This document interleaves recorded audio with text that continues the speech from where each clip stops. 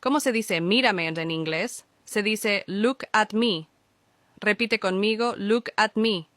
El inglés es fácil conmigo, solo dame un minuto todos los días. ¿Cómo se dice tráemelo? Se dice bring it to me. Repite conmigo, bring it to me. ¿Cómo se dice ayúdame? Se dice help me. Repite conmigo, help me. Sigue viendo si quieres aprender inglés. ¿Cómo se dice dime?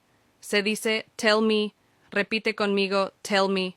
Comenta inglés y te entraré en el grupo de WhatsApp. ¿Cómo se dice déjame? Se dice let me. Repite conmigo, let me. ¿Cómo se dice dámelo? Se dice give it to me. Repite conmigo, give it to me. El inglés no es difícil, solo que no estás suscrito a esta página. ¿Cómo se dice créeme? Se dice believe me.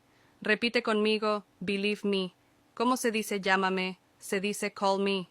Si quieres participar en nuestra clase gratuita, haz clic en el enlace de mi perfil para acceder a mi grupo de Telegram.